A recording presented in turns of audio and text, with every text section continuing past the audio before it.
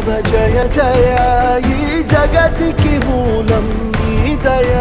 నీ దర్శనముంది వెలిగిన జ్యోతి మనసున చిన్మయ పరమా